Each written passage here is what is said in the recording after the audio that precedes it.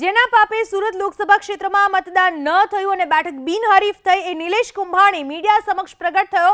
Form રદ થયું એ દિવસથી જ કલેક્ટર ઓફિસના પાછલા બારણેથી મોં છુપાવીને ભાગનાર કુંભાણીએ શુક્રવારે રાત્રે પત્રકાર પરિષદ કરી।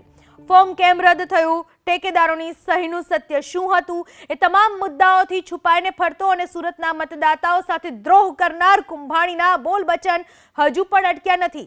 2017માં કોંગ્રેસે ટિકિટ આપીને કેન્સલ કરી હોવાથી વેરનો બદલો લીધો હોવાનું રટણ કરનાર કુંભાણી પાસે કોઈ યોગ્ય જવાબ પત્રકાર પરિષદમાં નીકળ્યો નહીં। આવો સાંભળી લઈએ કુંભાણીના એ બોલ બચન। મતદારો મારી સાથે હતા ને ત્યારે પણ કોંગ્રેસ પાર્ટીએ મારું મેન્ડેટ આપીને ખેંચી લીધું હતું। જ્યારે કોંગ્રેસે મારી મેન્ડેટ છેલ્લી ઘડીએ કાપી લીધું હતું, હું કોઈ મેળનો નહોતો, એ જ રીતે છેલ્લી ઘડીએ અમે કોંગ્રેસનું કામ કર્યું છે। નહીં, કોઈ અત્યારે ભાજપમાં જવાનો કોઈ પ્લાન જ નથી। કોંગ્રેસે છેલ્લી ટાઈમે મારી ટિકિટ કાપી હતી। જે તે એ વખતે પ્રમુખો હતા, જે તે પ્રમુખના એજન્ટો દ્વારા મેં પૈસા આપ્યા હતા। પૈસાની ઉપરથી ઉપર બીજાએ પૈસા આપ્યા, એમને ટિકિટ આપી દીધી હતી। મારા ટેકેદારો ફરવાનું કારણ એ અહીંના નેતાઓ વોર્ડ પ્રમુખો બીજા બનાવે, અમને કોંગ્રેસ પાર્ટી એમ કહે તમે બૂથ આપો, અહીંના નેતાઓ કોઈ બૂથ દેવા દે નહીં, અહીંના કાર્યકર્તાને કામ કરવું હોય કાર્યકર્તાને કામ કરવા ન દે। આમ આદમી પાર્ટીને અમે ઇન્ડિયા ગઠબંધનના હિસાબે સાથે રાખીએ અને કામ કરીએ તો આમ આદમી પાર્ટીના ફોટા લગાડીએ ને એમને સ્ટેજ ઉપર લઈ જાય તો એનો વિરોધ કરે। અહીંના નેતાઓ કોઈ પણ અમારી ડોર ટુ ડોર અત્યારે કોઈ ભાજપમાં જોડાવાની કોઈ ગણતરી નથી। હજી અમારા કાર્યકર્તાઓ ટેકેદારો અમારા હિતેશુને સાથે મળી અને ચર્ચા કરીને કઈ રીતે અમારે આગળની રણનીતિ કરવી એ વિચારશું।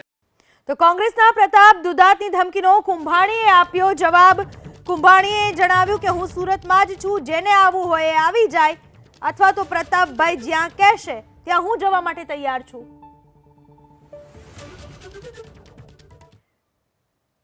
કોંગ્રેસ પાર્ટીના આગેવાનો સાથે દિલ્હી સુધી મેં કીધું છે, પ્રતાપ દુધાત શમશાને જાય ત્યાં સુધી ઈ સુરતના હળબંકાએ જે આપણને ગદ્દારી કરી એની રાખ થઈ જાય તેને શમશાનમાં કહીને હું એને મૂકવાનો નથી, પોતે લડાઈ લડવાનો।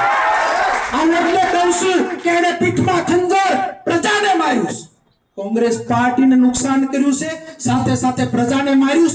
આ મીડિયા મારફત ઈ ત્રણ ટેકેદારો, આ મીડિયા મારફત ઈ કોંગ્રેસનો ઉમેદવાર, તમારે જ્યાં કોઠીમાં ભાજપની આટમાં હંતાવું ત્યાં હંતાઈ જાજો, તમારે સીઆર પાટીલના ઘરમાં રહેવા જવું હોય તો જતા જાજો। 7 તારીખ પછી મારી લડાઈ ચાલુ થાય સુરતમાં, કા તમે રહે અને કા પ્રતાપ દુધાત રહે, તમને બતાવીશ કોંગ્રેસની ગદ્દારી કરવાથી પરિણામ શું આવે એ આવનાર દિવસોમાં હું તમને ન્યાવીને બતાવું। પ્રતાપભાઈ દુધાતને મારવો હોય ત્યાં સુરતમાં હું છું, એ કહે કુંડલા આવે તો હું કુંડલા જાય, એ કે મારે ઘરે આવે તો એની ઘરે જાય,